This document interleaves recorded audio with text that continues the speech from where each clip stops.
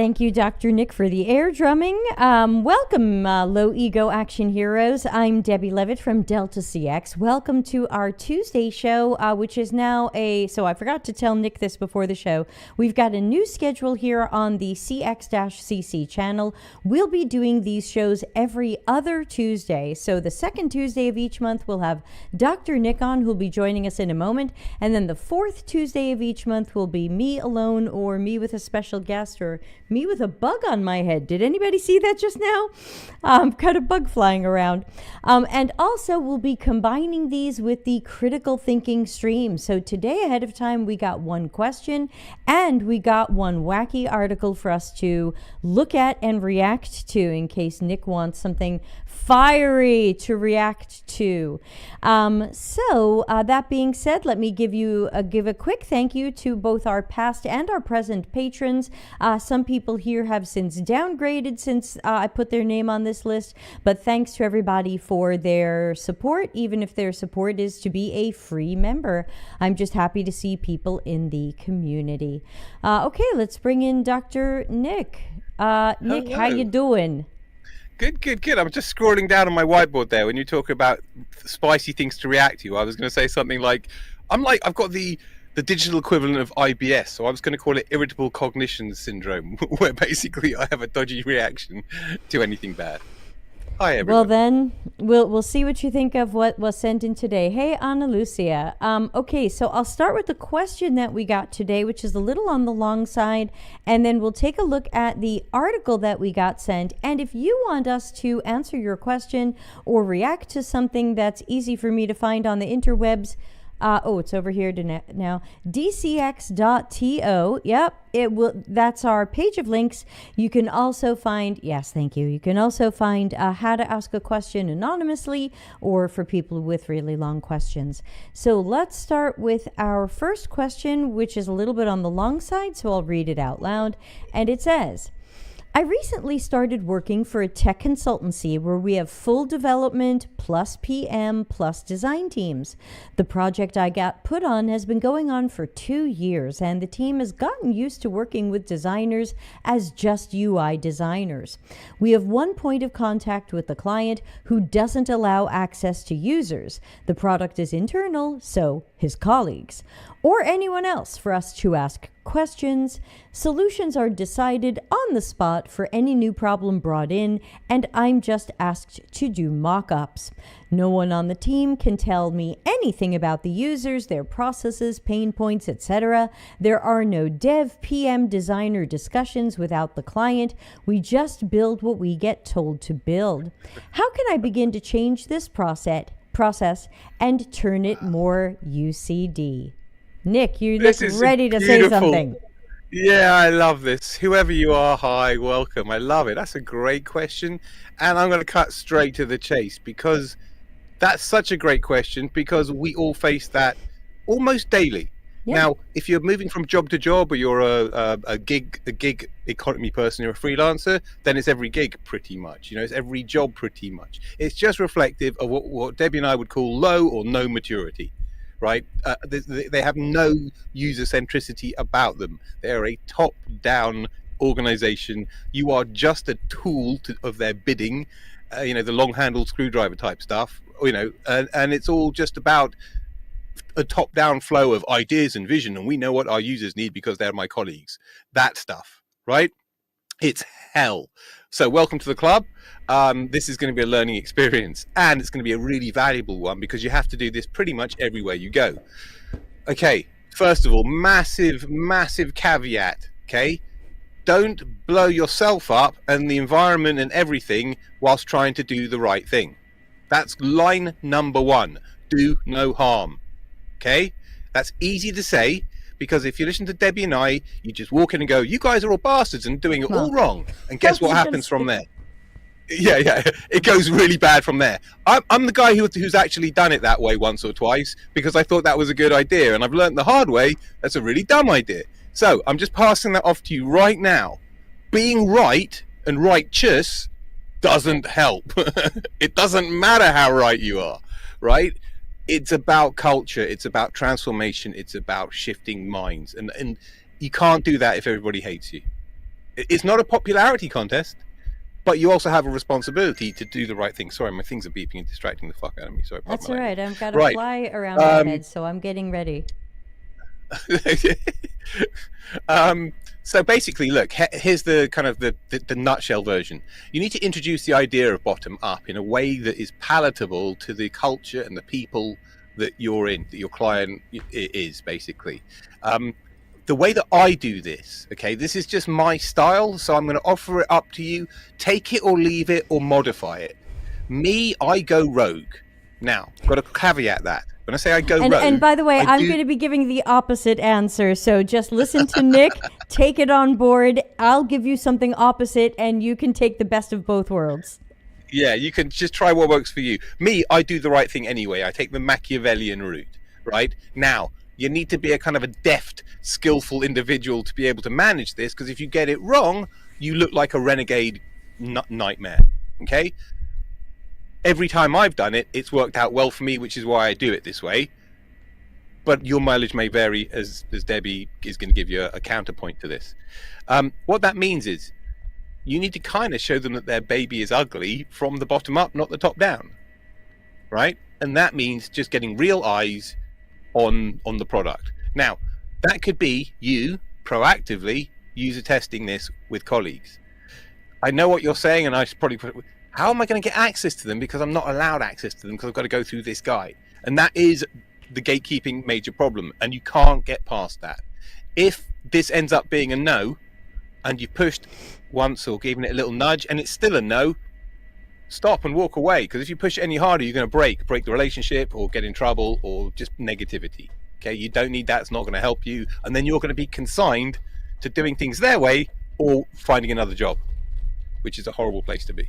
So try to get them into the idea that this is better if it comes from, if the ideas are kind of co-created with the audience, right? So it's about their leaning into their ego a little bit, but you also need the other side of that coin, or the bottom up and the top down. So you can't say validating your assumptions or your ideas, because that's gobbledygook to them, and it's not appropriate. But it's about making it work better, quicker, and easier. And we do that by involving the people who are using the thing that we're building it for, right? It's that level of baby language. You've got to do it slowly. Don't take them along that ride too quickly, otherwise, there's a shock that happens. But this is completely new to them, completely new. So be gentle in how you do it, but that's how I would do it. That's basically, it's influence. You can either have strong influence or light influence, and varying levels of influence. And it's up to you as a transformer, which is what you need to be, as to how much you turn up the influence and when. Because that's what it's really about. It's not a constant level of influence, it's variable. But it's tricky. There are certain large organizations I've really failed in. Really failed. I won't mention names.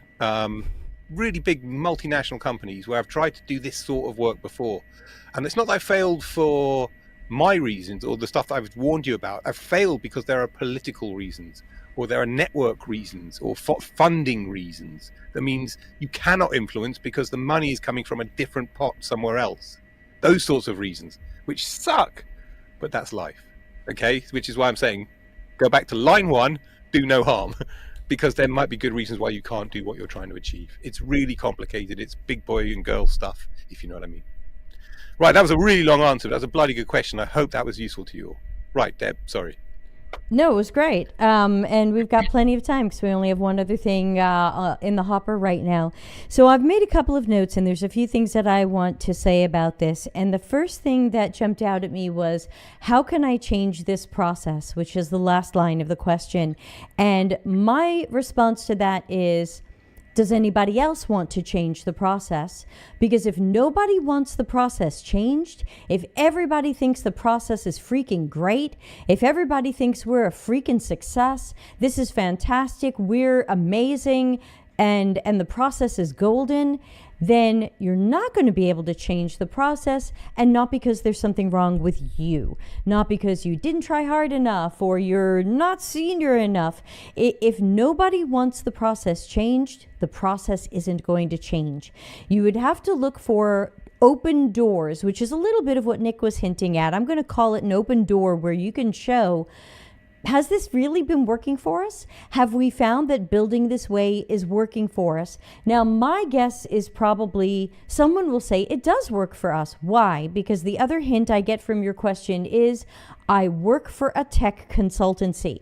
And I think in general, tech consultancies and agencies have two choices. Now, they have a million choices, but I'm going to boil it down to two.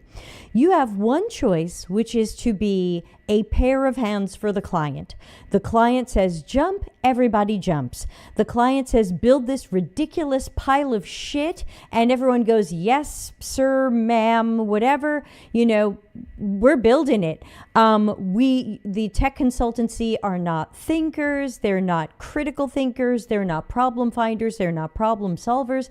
They are a pair of hands making mock-ups, developing, and pushing it out. The other way a tech consultancy or agency can go is, we are experts. We are a partner. We're not your pair of hands. We want to know what's going on there so that we can help you find your way to the best solutions and through a good process, through a better process. So my guess is that your tech consultancy is a pair of hands tech consultancy where they don't have a relationship with clients, where they can go back to the client and go, this seems effed up. Are you sure you want this? This seems like a crappy thing to do to your own coworkers. This is a bad product or feature or design. So that's the other strike that might be working against making change, which is, this is who your company is. Your company sells human time to do what somebody else wants them to do. And in that case, they're unlikely to want the critical thinker, the problem finder and solver, and the person who wants to come in and change the process, because to them, the process isn't broken. The customer asks for X, we give them X, even if X is a flaming pile of dog poop and sawdust. So I would say, before you worry about how am I going to make change, I would ask yourself the tough questions of, am I in an organization that would like to change? Am I in an organization that would be open to change, that would welcome any change, that's curious about change? Do we feel agile or experimental about our own processes, or are we happy with how we do things? If you think there are open doors because you have had failures or other problems that a better process would have solved, I continue to recommend my Customers Know You Suck book for some of how you can handle this.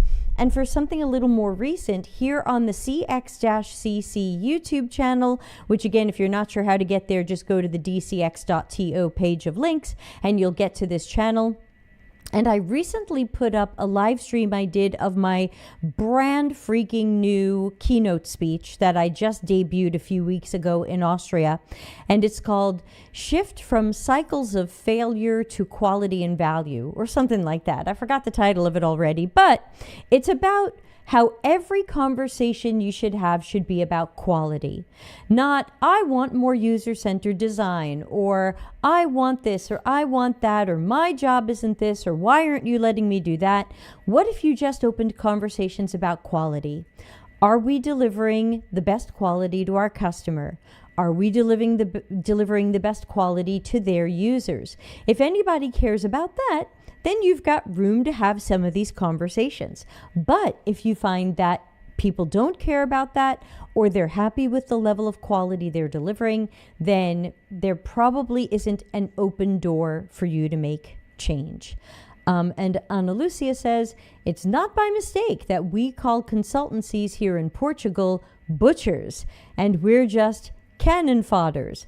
Projects equals money. They do the project, walk away, and it doesn't matter if it was done properly or not.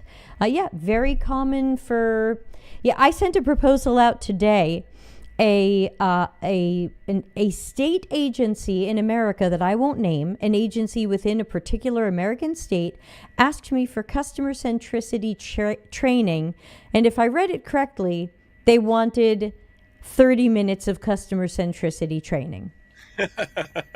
Now, I've got two Nice. options at that point. I can quote them the 30 minutes of customer centricity training, which probably will not fulfill the page and a half of topics they were hoping it would cover. Or I can propose to them what I believe they need, because to me, that's what being a consultant is about.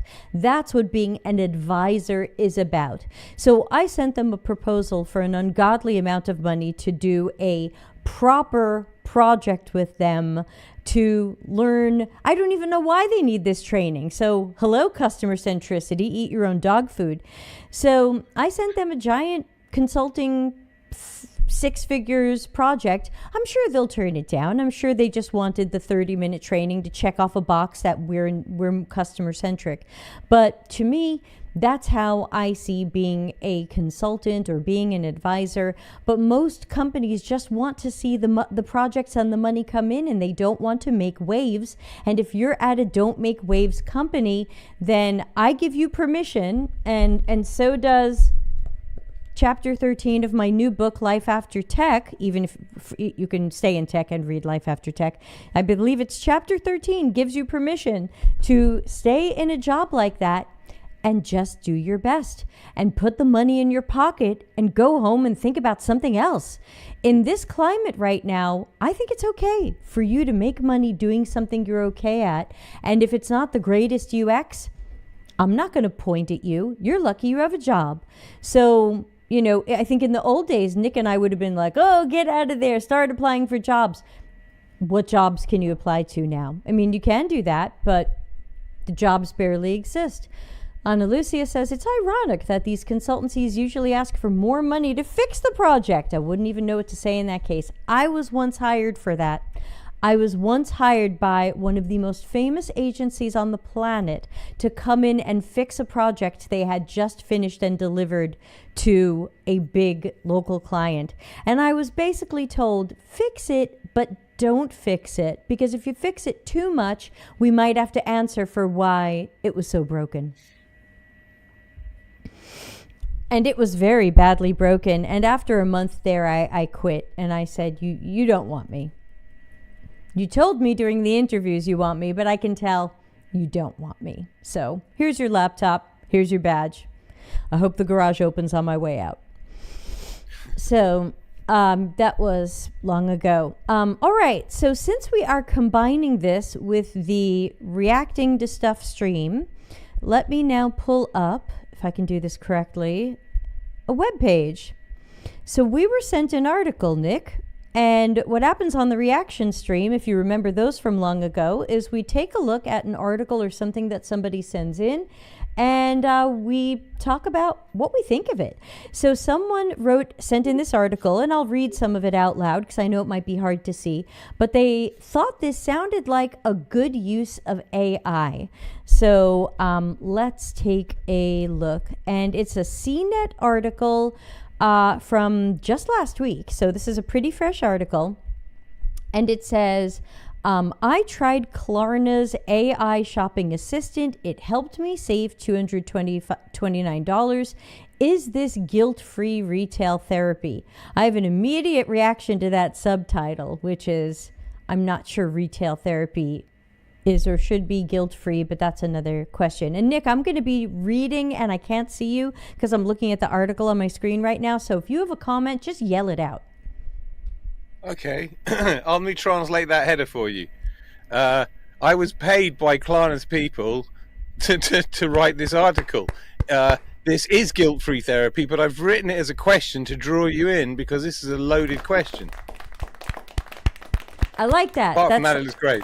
I like that. I like the idea that this might have been a paid placement, and I wonder if they say that anywhere, or if they have to disclose that. Wait. Don't be silly. They're never going to say that. We were paid to produce this article. They don't have to. It's not legally mandated, so they don't. Yeah, you're supposed to. And nobody cares to ask questions like this. Because in science, you have to disclose it. You have to. If you're being paid by a private company to do research, then you have to disclose it in your findings. Right. I'm not addicted to shopping. This is journalism. Yeah. Okay, so we've got Klarna, which looks like they've got a bunch of backlinks in this, which we know is SEO. So they're looking for a new bag for when they're co-working in the city, because their current very expensive fashion bag hurts their back or shoulder when they carry their laptop in their fancy fashion bag. This is all fluff and lead up, right? Yes. Because it's clearly some kind of price comparison tool, right? Or find me the cheapest thing, right? Obviously, duh. Yes, so it is. the next paragraph, getting set up, it says if you already use Klarna, you can start using the AI. Click on the chat. They're giving you instructional bits how to do it. That's not an independent review of an experience, or here's a thing I want to share with you. Here's a thing that I'm incentivized to get you to do. It certainly is quite possible. I can't disagree with you there. I can't prove that this was paid or subsidized or sponsored in any way. I can only say, like you, it smells a little mysterious. So I wanted to try the AI to see how it would do, finding me a new black bag that's stylish and functional. I wanted to replace my Kate Spade handbag that hurts my shoulder when I carry my laptop in it. Whenever I see this kind of thing, my gut reaction is like, I just want to take your ass to Decathlon and buy you a $50 comfortable backpack made for people actually going backpacking and putting something in a backpack. Like, sure, you can buy, hi Charlene, sure, you can buy expensive, fashionable stuff, but none of this stuff was designed for your shoulder or your back. These were all designed to look good. Yeah, there's that. I mean, the straps aren't padded. Look how narrow the straps are. There might not be a sternum strap. Like, this is not designed for your comfort. So it's kind of funny that you're trying to shop by comfort for something that wasn't designed for it. So it basically says it gave them 4 options that were cheaper than the link that they found. Charlene has a question about synthetic users. I looked at synthetic users when it first came out, but that was about a year ago, and I haven't looked since then. So Charlene, go ahead and ask your question, and we'll do it after we look at this article. Klarna showed stuff that was out of stock. I asked it for different styles. Women's premium leather backpack for work. And then so Nick, it's basically down to what you said, that it's some sort of AI that's doing comparison shopping for this person based on what they're describing. I guess the question might be, is this a good use of AI or something like that? Okay, look at that verdict and then relate that back to the clickbait BS at the top. Does it get resolved in any way, even addressed in any? Did they even mention it? It's a fun shopping partner. Yeah, because if you read the article, it really seems like she's having fun because she keeps having to correct the AI and add more details to get what she needs. But gosh, that was fun. And gosh, there are bugs to fix. But it was helpful to chat about a product I was planning to buy. It made the shopping experience more interactive and more informed. I almost feel like the AI wrote this article. Yeah, that's more than likely. And you know what made me think that was because when it gave that ridiculous example of it hurts my shoulder when I put my laptop in it, which feels weird. Either that's a human overwriting an AI or the AI getting it really wrong, but it's a bizarre way to write, in my humble opinion. Yeah, and as you pointed out, the end of the article doesn't totally match or support the start of the article. So let's see. We've got question. Actually, Debbie, you know what? This could just be lazy crap journalism, which is very much de facto these days, right? Maybe this was just an honest, uninfluenced, I found this Klarna thing. It seemed like it'd be a cool idea. I've written a clickbaity title. I've used it. It seems pretty buggy. I had to click around a lot because all the stuff that I did find was out of stock. But other than that, it seems like it could be a cool thing, but it's probably not ready right now. That's what I'm taking from that, which doesn't seem hugely biased in terms of this was the greatest thing, sliced bread. You should get it. Click here now, right? Which would be more indicative of something like that. It's just kind of a weak article in my humble opinion. It's a shit review basically.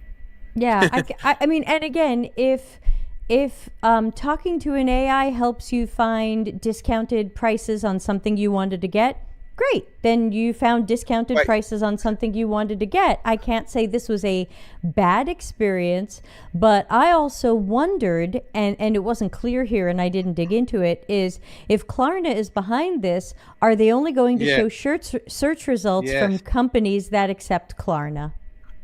Yeah. Oh, and also, I would think, or take it a little bit wider than that. Look what happened to search. Initially, search was this beautiful, glorious thing that was a navigation thing and about UX efficiency. And now it's this horribly broken thing of, I ask you to find the thing and I'm going to tell you what I want to tell you, not what you need to find. And I think AIs or private AI or AI implementations like Klarna's, exactly, you've got no idea inside this black box as to the algorithms and logic that's controlling it, or the intelligence, or what's moderating that intelligence to give you the answers that it gives.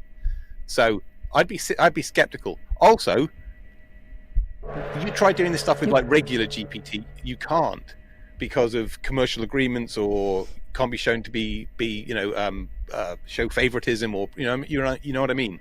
There's good reasons why this has to be done in a kind of a private AI realm. Yeah, interesting point there. Thank you for that.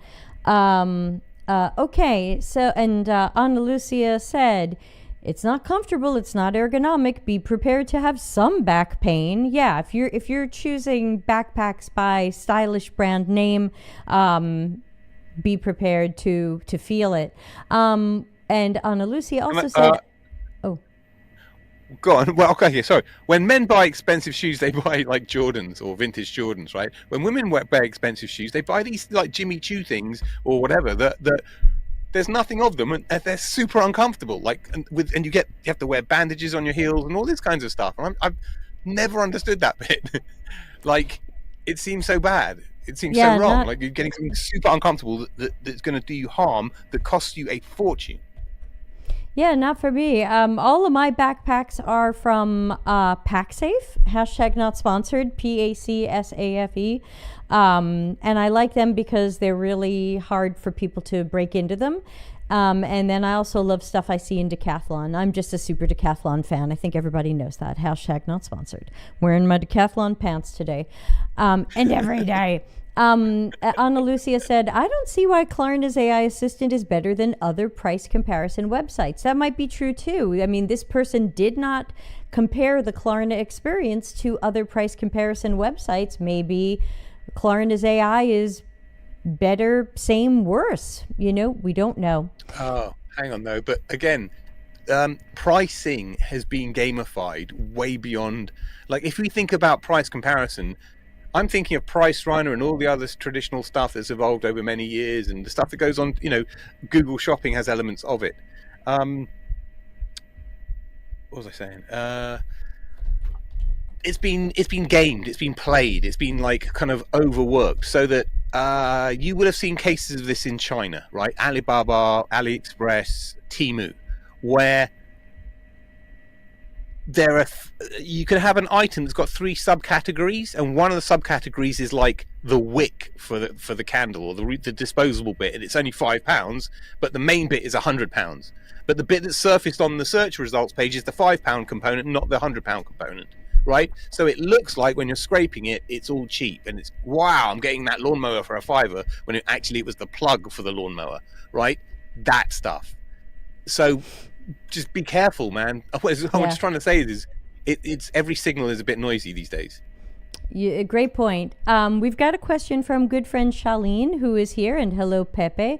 So Charlene said, and I'm going to pull up a webpage to talk about this. Charlene said she was at an event recently, and she said, let me go back to my screen with her question on it.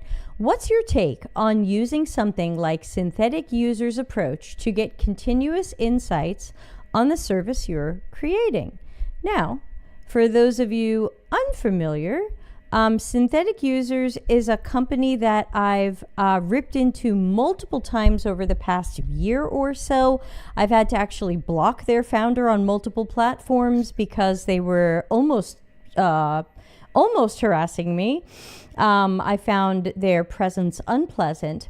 And from what I understand, because I haven't used synthetic users, but from what I understand, it is an AI that claims you're going to be able to do user research by showing or describing something to AI participants, and the AI participants are going to give you feedback on your ideas. And so the idea is you might be able to test concepts or run a pseudo survey, but no humans are involved in this. You're basically telling the AI, this is who we think our audience is. You know, we think they're millennials making £50,000 a year and blah, blah, blah. And then you're going to put in, I always love this this black guy represented as a white character. I complained about that over a year ago. I think because I profiled this company in my Medium article. AI users are neither AI nor users. So if anybody wants to see what I said about synthetic users at the time, you can Google for that article. It's been out for a very long time. AI users are neither AI nor users. April 2023. So this is about a year and a half ago. So you're welcome to read that. And I rip into this company there. Ana Lucia says, recommending the article. I tried out synthetic users, so you don't have to. Yes, that's linked from this article as well at the bottom. There was a researcher who tried it and found that it was absolute garbage. Back to Charlene's question, which is certainly a fair question, and I think we're going to hear more and more questions from people wondering if AI tools are helpful or worth it, or can they really replace research? So putting Charlene's question back on the screen. Charlene says, "Ooh, I need to read that article." So let's break your question. Actually, Nick, I've started running with this as if you're not here. What do you want to say about this? Are you okay? I'm kind of dumbfounded. Yeah, I'm dumbfounded. I'm trying to hold the rage in, frankly. There's so much wrong. Debbie and I are totally aligned on this. I think anybody with half a clue or brain is aligned on this. It's so phenomenally irresponsible and dangerous to be making the claims that this guy is making, let alone can he deliver on them, right? It's like, I can fly, fine, just out of the window and it'll be fine. Come and join. Look at all these other companies doing. Can you guys still at least hear me? Yeah, sorry, you were blipping a bit. Oh, okay, fine. It's really wildly irresponsible just making those claims because they're not very easy to fulfill with the way that the technology is in today's world. Now, maybe in 20 years' time, I'm of the opinion that in 20 years' time, it's most unlikely that you will somehow represent human cognition or that Timo, or whatever his name is, the crew at Synthetic Users have got the expertise to be able to do that. I think there are minds immeasurably bigger and greater and in far number of volumes with bigger investments trying much harder and failing, and will do for a much longer period of time. Anybody who spent any time with human beings, either in a lab or doing user research or probably even market research, will know that human beings are wildly unpredictable individuals, right? Wildly. There has never been a research session that I've ever been in where I haven't learned something or been surprised. And that's in 15 years of constant practice doing research every week of the year for 15 years, right? And I'm still surprised. What does that tell you? Right? I still feel like a novice on some days because I'm like, wow, I really don't know anything. That's crazy. So if you're now going to fast forward and tell me that I can just ask GPT or whatever his implementation of GPT is to get the diversity of needs and context and personality and attitude and all the things that make us human, you're smoking crack. You're off your mind. You're just deluded. So are they. most of the questions that unfortunately you're asking, you shouldn't need to be asking, right? Because most people go, that's just bloody ridiculous. But in today's world, the signal to noise ratio is so blurry, it's so wrong, that people ask questions like you're asking, because it's a bit like saying, is the moon flat? Is the earth flat? You know what I mean? All of this stuff. No, it's very clearly not. You shouldn't ask a silly question like that. And it's the same with this synthetic user stuff, but they're marketing it really well. So it makes you think it's plausible. There's nothing about this. There's no, as Debbie was saying, there's no cross-validation. There's nothing around this to standardize this with anything familiar in science or psychology or UX or even design. It's just marketing bullshit. That's the bottom line. Now, I'm perfectly happy, like any good scientist, to revise my opinion as the evidence changes as time moves on. But the way the world stands now, and I'm working on AI products, and I've been working with AI strongly for the past 18 months now, my personal and professional opinion is not on your Nelly, not even close. Shall I jump in? Sorry, that was, yeah, I had to get that out. Thank you for letting me get that out. I feel better now. Sorry about that. I forgot to give you the floor first, as I normally do. So, Charlene, thank you for the question. I think it's a fair question. I think it's it's a question we will get again in different ways. And I think that we have to remember that one of the great downfalls of a tool like synthetic users is that it appears to just rely on stereotypes. Because if you tell it, hey, our target audience is 50-year-old women, go ask ChatGPT what a 50-year-old woman needs, and you're going to get a bunch of stereotypes. Because we did this in my community a year and a half ago, around the time I was writing that AI users or neither AI nor users article. And we found that it mostly said that a 50-year-old woman needs skin cream and weight loss. And it was almost as if, and being 52, you know, I put it in because I'm now 52. I would have been 51 at the time. And I think my skin's pretty good. And I'm a little overweight, but not significantly overweight. You know, I've got 10 kilos I could lose, but I'm not a freaking disaster. And if someone has more weight to lose, they're not a freaking disaster either. But, you know, then I thought, like, hey, I've got a motorcycle that needs repairs, and I've got a garden that needs planting, and I've got a husband I want to spend time with. Like, I'm so much more than my body. And so the problem is that if you are training on a generic set of data that thinks it knows things about people, you're going to find it making bizarre stereotypical assumptions about people of a certain age, people of a certain income, people of a certain skin tone, and so that's the problem. If you told me synthetic users is a system that requires you to put at least 50 hours of interview research that your company has done into the system so that you can then query that, then I would say, well, at least it's trained on your data about your customers. And then, of course, we'd have to read the terms and conditions to see if we want to give it that data and what happens to that data. And is it training on that data, which is why I'm not doing this. But if you said that there's a tool that's going to deeply train on the good data you have about your target users, and this AI is going to let you query that, I would say, maybe I'd give that a chance to see if it doesn't hallucinate and comes out with something good. But if you're telling me that you're just going to tell this thing that our users have certain demographics and it's going to tell you what these people like or don't like, then this is just absolutely flawed. I think there's no way we can assume. I mean, even researchers like me and Nick will usually tell you there's only so far demographics even go in research. Very often we're looking at people with certain behaviors, with certain roles, with certain backgrounds, with certain experiences. It's so much more than how old is this person, or are they black, or are they gay, or do they have kids, or do they like Starbucks? If you're a market research person, then that's great, and this may be sounds much more like a market research tool, because it's like it saves you doing the clipboard stuff on the high street.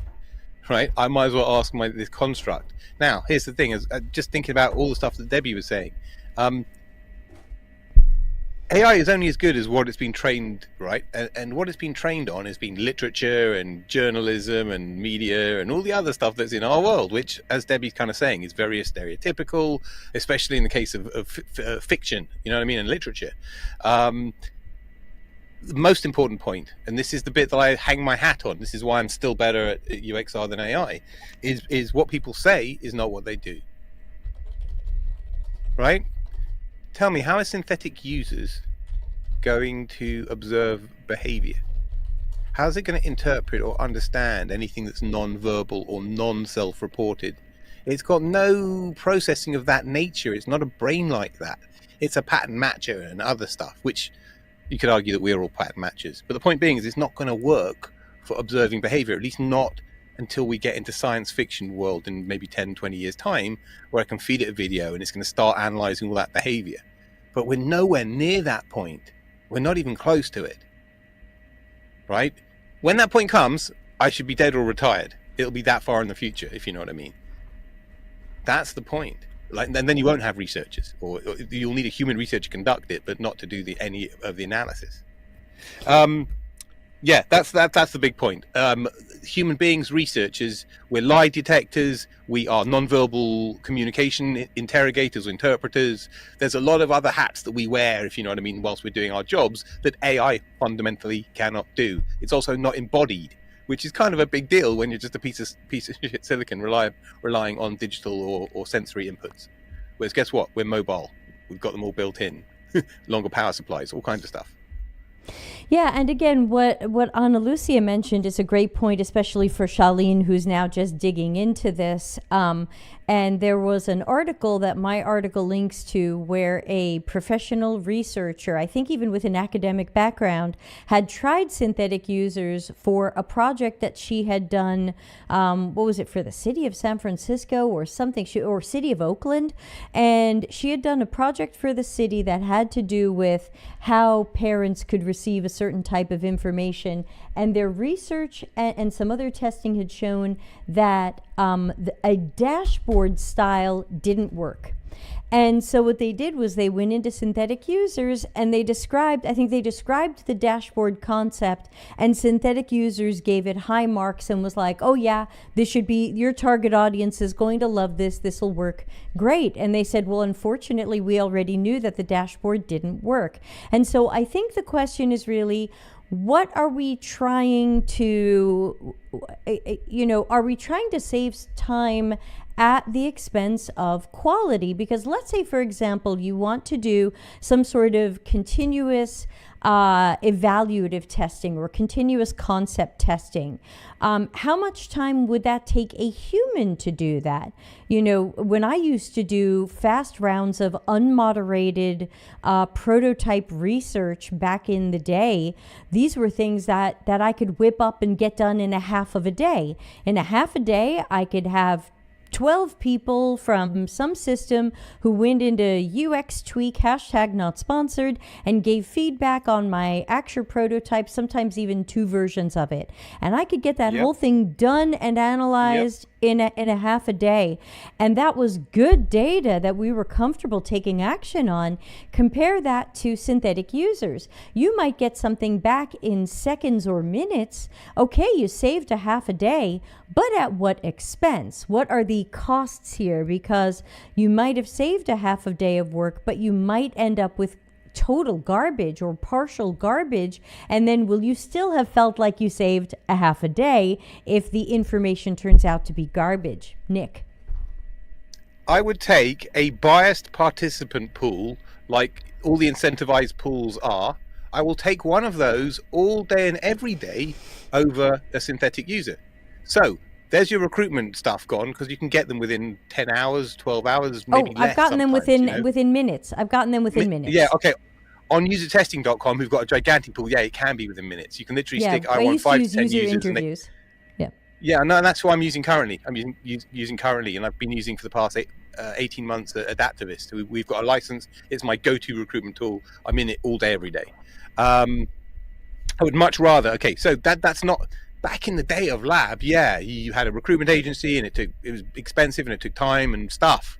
Whereas that's all gone and it's super quick and it's not even that expensive, right? So recruitment isn't a big deal. So you might as well do that and manage the bias and all the BS that comes with it, because it's a much easier thing to handle, or just do a bigger sample than going full BS, all noise or all risk with a synthetic option.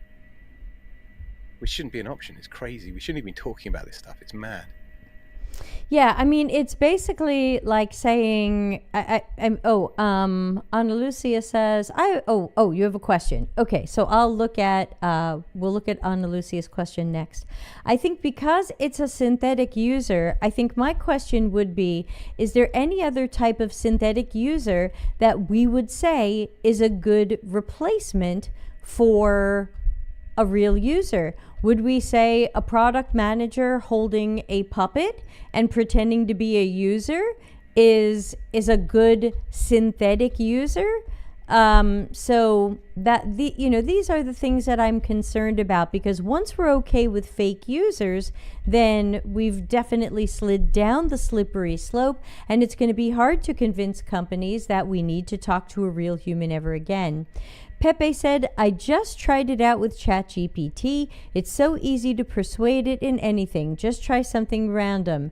Me, I think your favorite flower is peony. Okay. Yeah, that could be.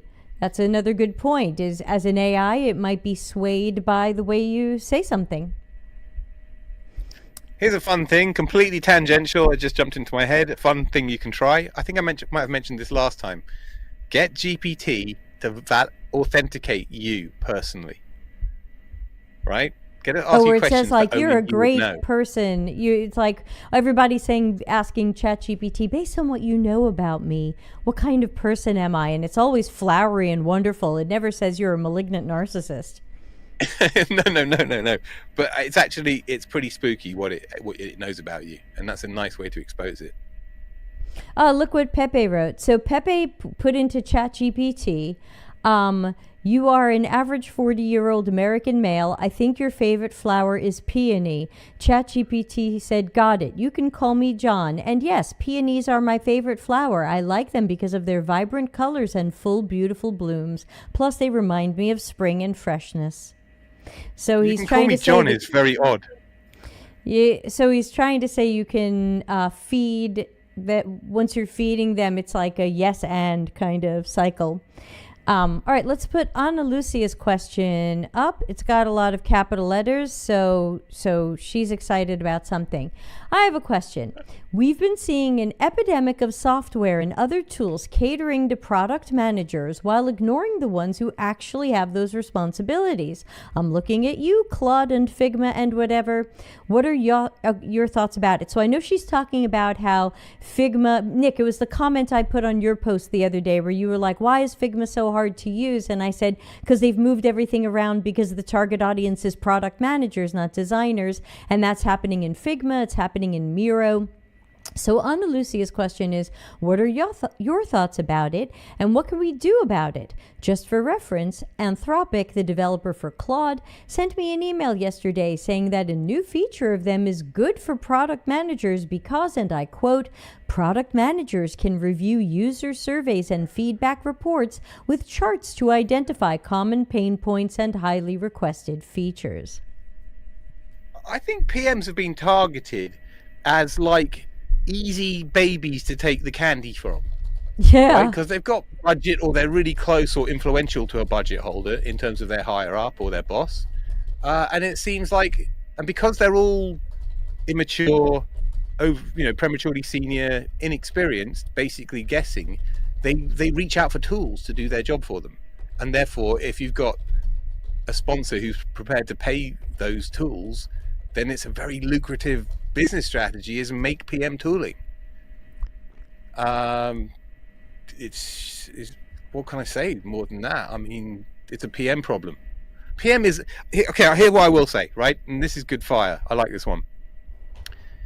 At what point, or does this point come that people go, product doesn't work. It didn't work. It was a failed experiment. We need to walk away from it and save money and productivity whilst we've got any shred of a business left.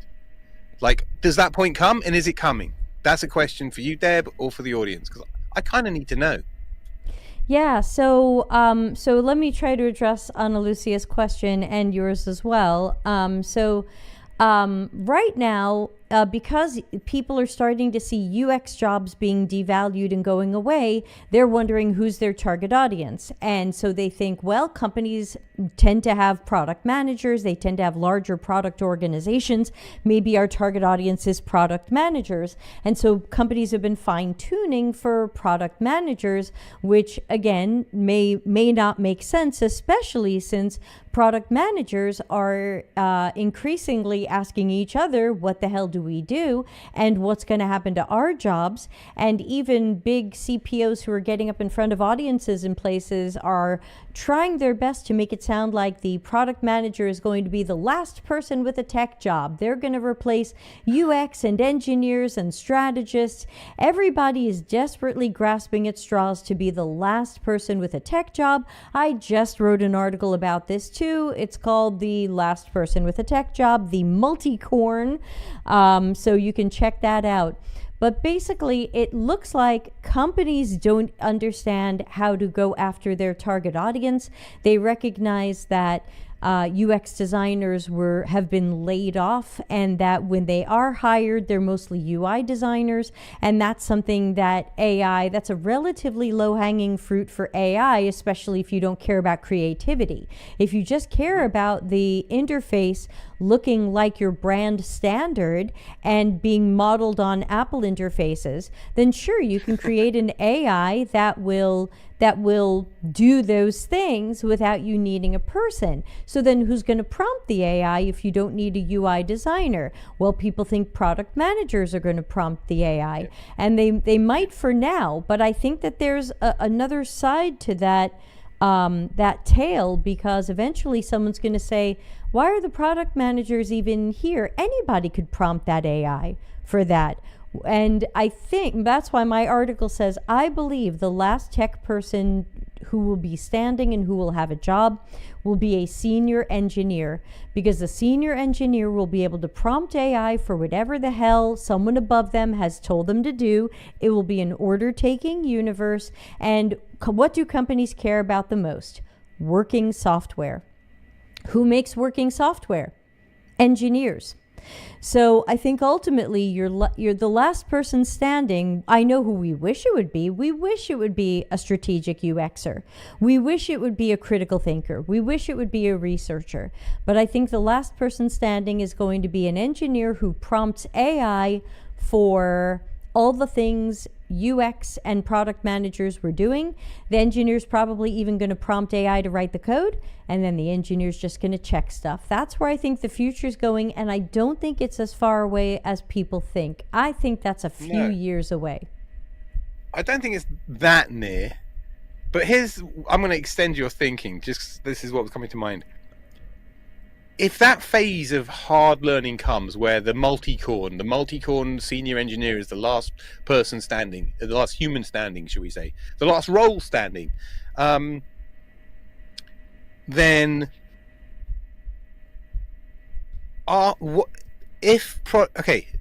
businesses care about money. If the multicorn doesn't make money because AI is leading the human the wrong way, or it's too average, or it's not average enough, or it's just poor, we're not making money, then you say, well, actually, back to Alan Cooper again, the inmates are running the asylum. Maybe the engineer isn't the best person to be commanding the bot. Maybe when it comes to the design bit, because the engineers aren't very good at making those decisions or instructing the bots, we should have somebody to manage the design bot. And then you rebuild everything that you've just burned away, right? Because you do need a human at the top of each of those bots. But it could be, I mean, where a lot of companies now have their orders coming down from some leader above them. a product leader, a VP of product, even product, because I have a lot of product managers in my network. And so I see posts on LinkedIn about how product managers are glorified project managers. They're just order takers. And I think eventually if they can't, and they try to create more, product managers thought they could create more value by taking over UX because we deliver so much value when we're empowered to. And I was even writing recently about a very, very popular product manager influencer online who basically tweeted something like, if the big secret to great product management and product strategy is talk to your customers, and product managers have been doing this weekly for years, why is everything still failing so badly? Oh my God, really? Really? I want you to name and shame this person. I want to know. That's disgusting. Well, I think so naive. I think he was asking that to start a conversation, because if you're an influencer, you throw this bullshit out there and you let all these people press like and respond to your stuff, and it's part of the social media game. So do I think he really doesn't know the answer to that? I can't say. I'm not a fan of this person, but I put a slide about it in my new Shift from Cycles of Failure to Quality and Value, which again you can find here on the cx.to YouTube channel. I think in both the conferences playlist and the podcast playlist. But I think product managers think that they can just say, oh, failure is cool. Oh, we learned so much from failure. Failure is good. Fail fast. And meanwhile, a lot of us in UX, especially the critical thinkers and fans of this type of channel, are saying, we're supposed to be succeeding. What's with all this failure? Why are we glorifying failure so much? And I think that the problem is, if product managers were ever held accountable for all of these failures, there would be a very huge reckoning. But I don't see that coming just yet. But I do see a future in which product managers have undone their own job. And by the way, Teresa Torres is now out there trying to fight for AI to not do discovery research, because she doesn't want her beloved product managers to lose their job. Because who do you think loses their job when AI starts doing discovery research? Even synthetic users. In a squeezed world, in a world of redundancies, let us all never forget that before product managers and in the world of project managers, we did just fine. We did better than we do now. And in fact, there were many of the teams I was on where there was no project manager. We were a self-managing team. Agile says self-managing teams. It worked, and it was good because we had mutual respect for each other's practices, and we knew how to build stuff and when to do each of our things. But that's all gone because the product manager now knows all the stuff that they haven't done and leads us all in the wrong direction and makes excuses and points the finger. It's just, at some point, somebody somewhere has to say, this ain't working. This doesn't work.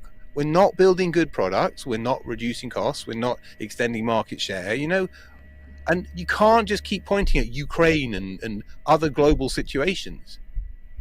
This is the new normal, but we still got to deliver, and we're not changing the way of working. We're not changing leadership styles. We're not changing leaders. We're not changing management training. We're not changing anything because nobody wants change. It's all very optics driven. It's all about superficials.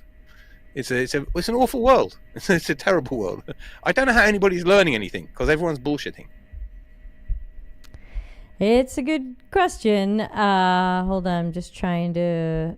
Here we go. I have this pulled up just so I can put it up on the screen so people can easily find it and refer to it. By the way, everybody watching see me fumbling around. I've got a piece of string here. I tie knots now because it's a nice ADHD fidget toy. So I'm not on my phone or anything.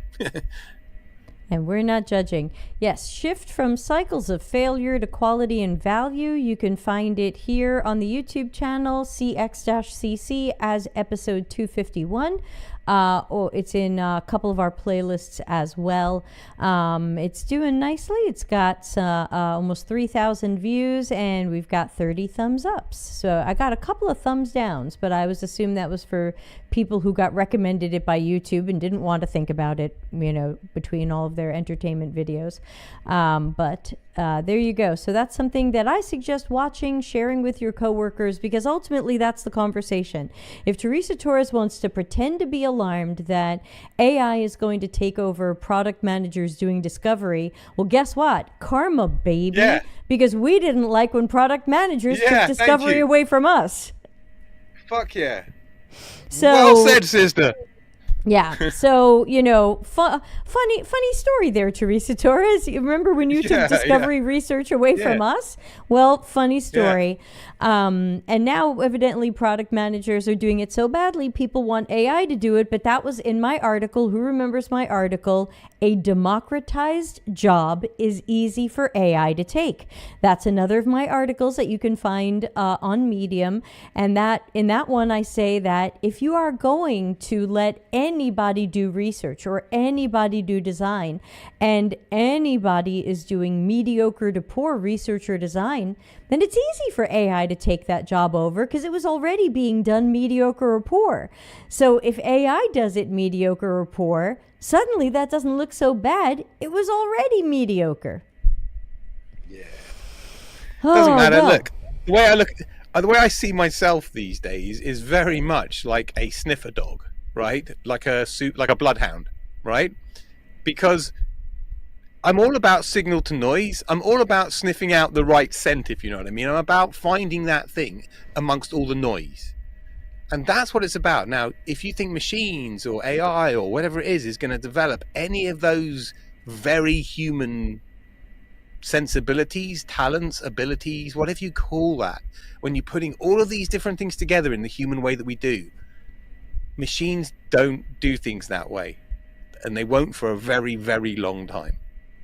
But if you want to build shit that doesn't sell, by all means, carry on. I'm right here whenever you're ready.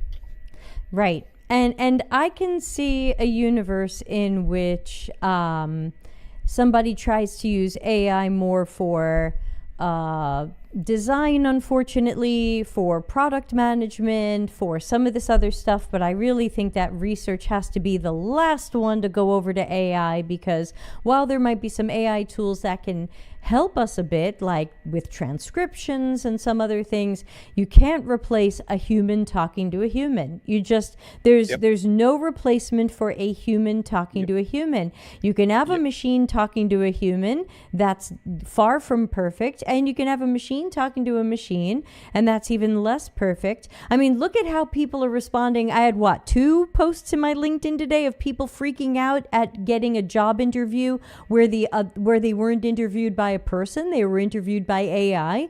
So if you think you don't like being job interviewed by AI or a robot, this is the wrong thing to unleash on our users, and on top of that, pretend that we're really going to understand our users and serve them well.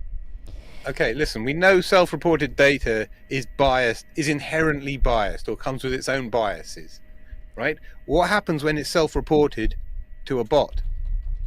There's going to be there'll be a whole level of new bot biases, if you know what I mean, or bot interaction bias, right? There just will be.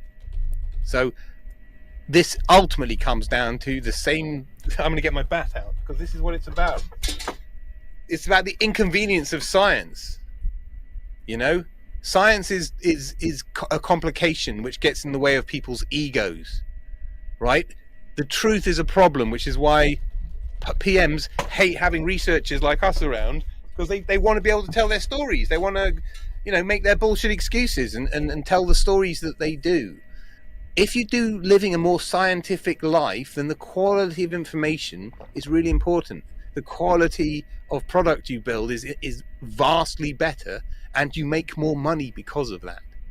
But right now, every PM, and frankly, probably most young millennials and Gen Zs, sorry kids, are rejecting science entirely and believing what they want. And that's a fundamental problem. It's all about critical thinking and science literacy all over again. We can solve all problems if everybody had a critical thinking systems upgrade individually. They wouldn't fall for this bullshit. We have so many comments. I've got to shift the layout.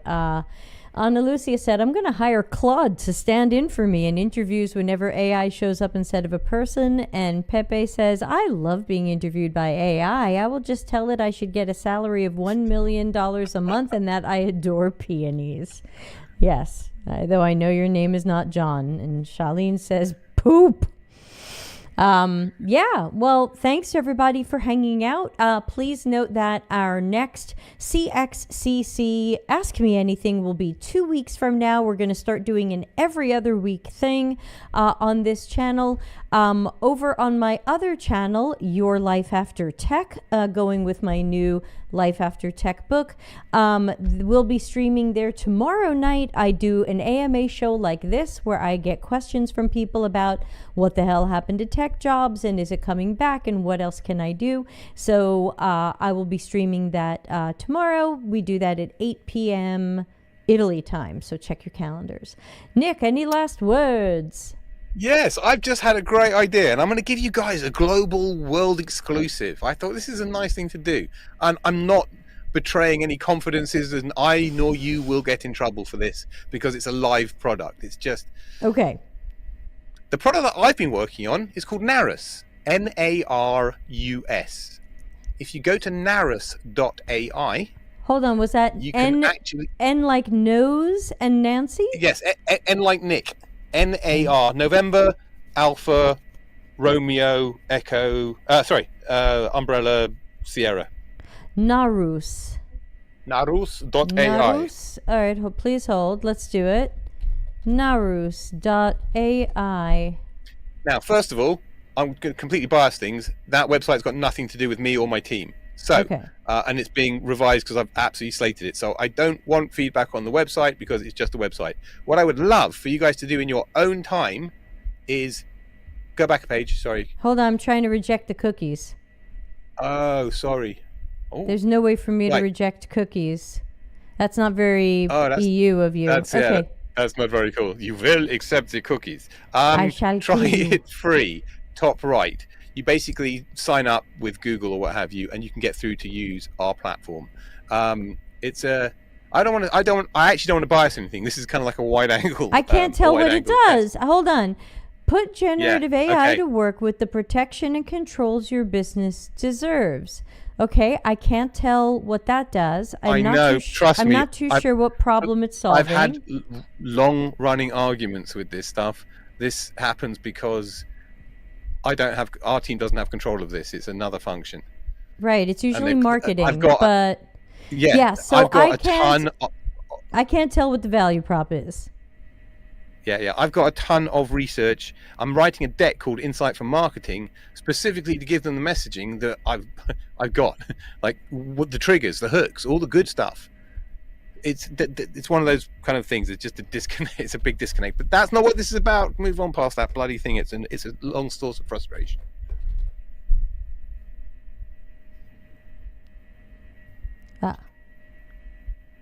Just checking. I figured it was Latin-y. This is also why I haven't gone on LinkedIn with it yet, because I need this website to be a ton better than it is. This website's not good. I don't want to sign up for it, and I don't want to watch a demo. So what do you want us to know about this? No, it's not what I want you to know about it. I'm asking you, or not you, Debbie, I'm asking the viewing audience, please. I would like you to try this out. If you can click on if you want to, not you, Debbie, but when you click on the purple arrow, the purple CTA, it'll take you through to the actual app itself, which it's an AI tool. It's an AI governance tool. But for you guys, what you'll want to use is actually the AI client, which is a multiple AI client. It means you can prompt once and get multiple outputs from different models, which is brilliant. It means you can compare and choose different outputs. It's also got a prompt optimization function, which means it'll basically rewrite your prompt for you if you're not a comfortable prompter. Plus, you can share prompts. It's got a prompt library, so you can share them across your team, all kinds of interesting stuff.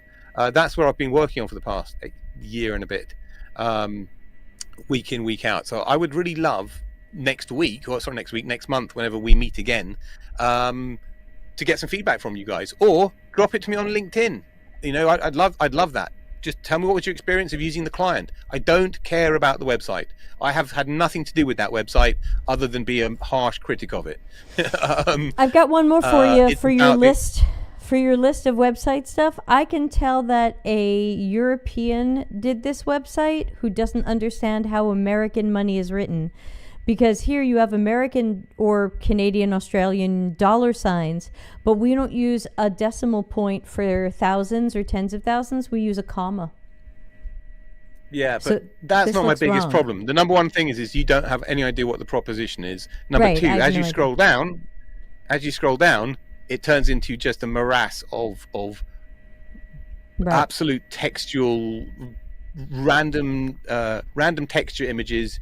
Just it's no narrative garbage. It's when you think about Larry's disruptive research book, he talks about the downfalls of websites that are brochureware. Basically, this is kind of an old style brochureware website where instead of giving you a clear value proposition and a clear here's your problem, we solve it, it expects you to pour through a bunch of features and self-accolades. It's quite straightforward. This is a bunch of shit that somebody has written in marketing who thinks it's got no relationship to the product that we're building. It doesn't represent the product, and it doesn't do it in ways that any designer of any form, whether you're visual or interaction or UX or what have you, would ever do. Basic things like storytelling are gone. They don't exist. That is not how you sell a product. At best, it's pitching it all on features. It's got one image at the top that disappears. Keeping the product itself at arm's length, it's wrong on every level, which is why I don't want to talk about it, because I'm ashamed of it. It's not right, and it's not doing our product any favors. Sorry, I'm pissed off by that. Sorry, guys. It's a problem because I've been killing it week on week to make this thing brilliant. I understand deeply the needs of managers of AI, of users of AI, because I've been doing 5 to 10 point samples every week for the year. And so I know exactly where the pain is. I know exactly how to solve it, but we can't convey it. All the good stuff that's baked into the product is not represented on the website. That's just a terminal, critical, stupid fail. But that's my struggle. We're working on it. But this is the real world of real UX and real organizations. Yeah. Listen, thank you for sharing it. It's not the end of the world. We'll fix it. It's one of those unnecessary pains in the neck that shouldn't need to happen. I shouldn't have to tell marketing folk that you need to listen to the researcher, because that psychologist has got all the amazing hooks that you need, all the messaging that will prick people's attention, prick their ears up, get their attention. Instead, you're just telling people what you think they want to hear, instead of using Nick's stuff, which is all behavioral hooks, which is gold. People pay me big money historically for that stuff. I'm giving it to you for free and you're not listening. It's mental. Again, I can't do that either. No. I'm not bitter.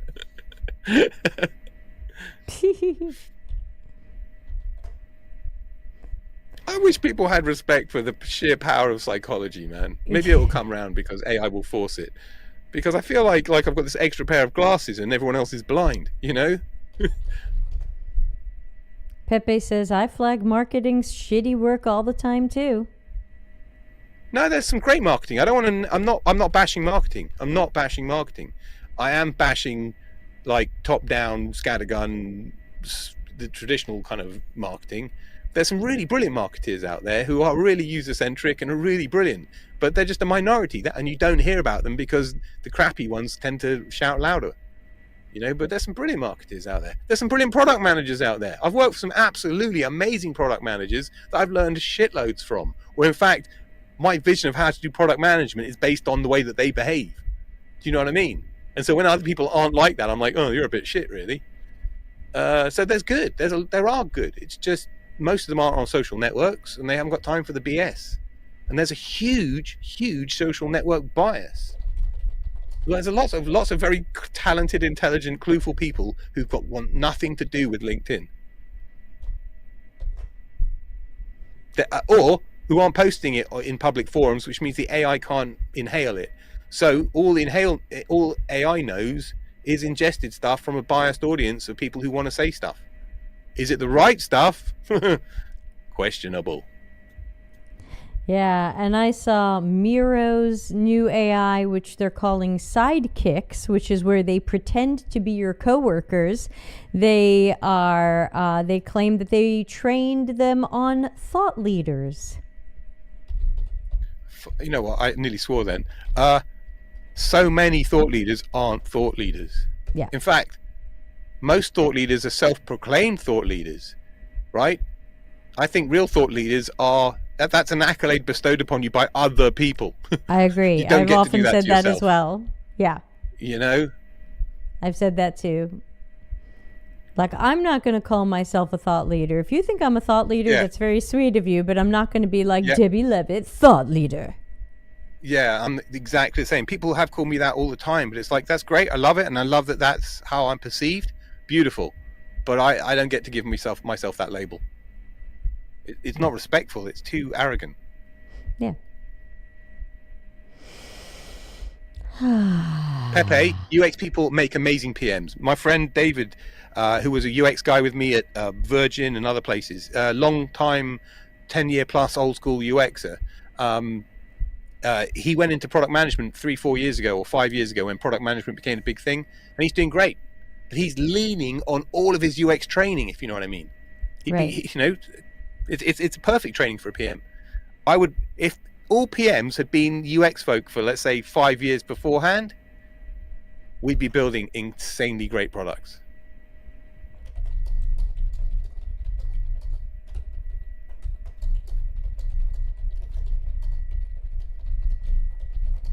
Narcissists, Ana Lucia. Narcissism is unfortunately, it's like a modern day, you call it narcissism, I call it social media ego.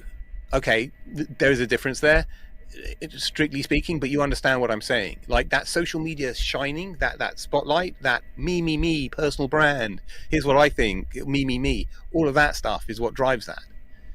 It's almost like you need to have a level of narcissism to be successful, to be able to have the gall to promote yourself in today's world.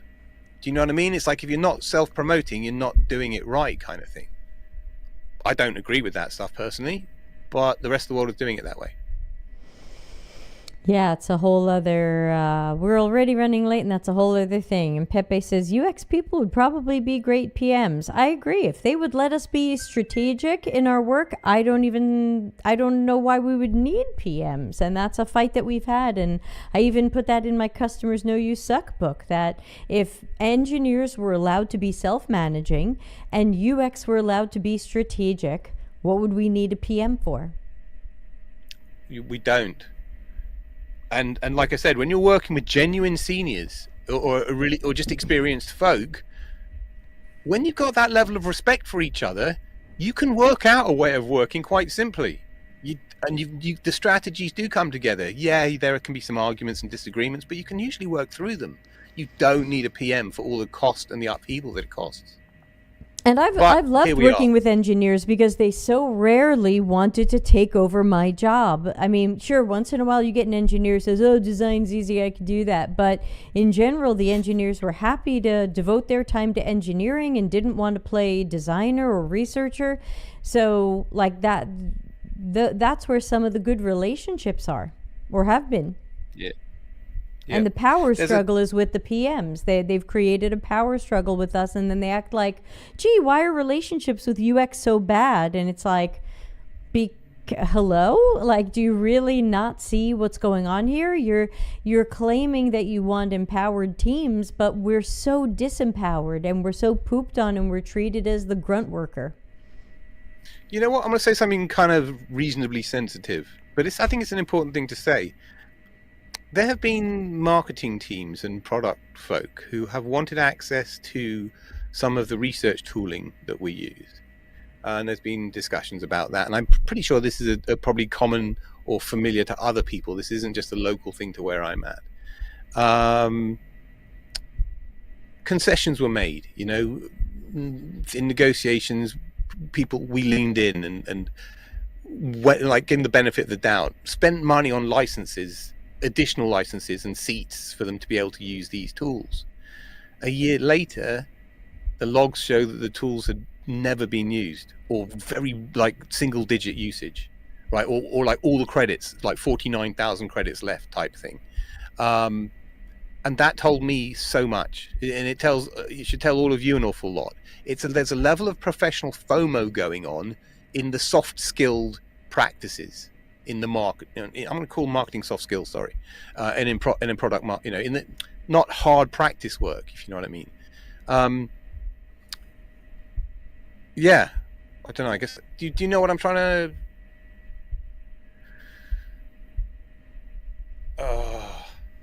My brain went. And scene. It's like I don't know. It's been a long friggin' day. What was the point I was just making? I'm ready for bed. I'm sorry, I lost track. Audience, what was Nick saying? Marketing, no, but it's about marketing people not using the tools they had access to the tools. They had access to the tools and they didn't even use them. But they didn't use it. So I guess what I'm trying to say is it's really just about the FOMO of it all. There's a lot of people who want to try to democratize and do and do what we try to do. But when push comes to shove, like, okay, you can do it. Here's my shovel and hammer, right? Here's my tools. Off you go. And they're like, well, actually, now I'm scared. Now I don't know what I'm doing. Am I doing the right thing? Am I responsible for the outcome? Is it my fault if I build the wrong thing? All of those sorts of things come up. And like all of a sudden that FOMO is like, okay, you got your toy. It didn't change anything. It didn't make you feel any better. It probably made you feel worse. And so I guess the way I relate to it, it's like playing bass guitar probably. If you watch somebody playing bass on a reasonably simple bass line, it looks easy. It looks really easy. It looks like anybody can do it. Yeah, just a little walking bass line or something, right? Doom, doom, doom, doom, doom, doom, doom. You're like, okay, that's 4 or 5 notes. I can do that. It ain't that easy. There's groove, there's feel, there's rhythm. You know what I mean? Cadence. There's lots to that. But it's made to look easy. And a lot of people are looking at things like research because it looks easy on the outside, and they relate it to what they know with market research and clipboards. It ain't easy. It's just not easy. So what I'm saying is I think we have to try to defend from people with all the goodwill in the world to do the right thing. But then that dawning on them happens. There's responsibility and there's a shit ton of skill in this. And I don't know what I'm doing. So I might as well leave it to the person that does. Quality. All right. Oh my God. Yeah. Nick, thanks I'm done. as always I've had for a hanging out. long day of fighting extra 11. Our next one is going to be December. I don't know if you're planning to take a vacation or disappear or things like that. It looks like I'm around. Okay. Looks like Tuesday, December 10, you will be back on our show. I will even wear like a Santa hat or something. I think you did that one year. I think Kayleen had screenshots of you in a Santa hat holding the science bat. Yeah. So listen, let's do the Dr. Nick Christmas special next time. But if you would, I would love it if you guys, especially like the Delta CX hardcore who are always here, I'd love your personal opinions on Narus, not the website, the actual client prompting experience and the prompt engineering and all the fun stuff that it does. And we can talk about that next time. It's kind of fun homework. It's actually a bloody useful tool. So enjoy.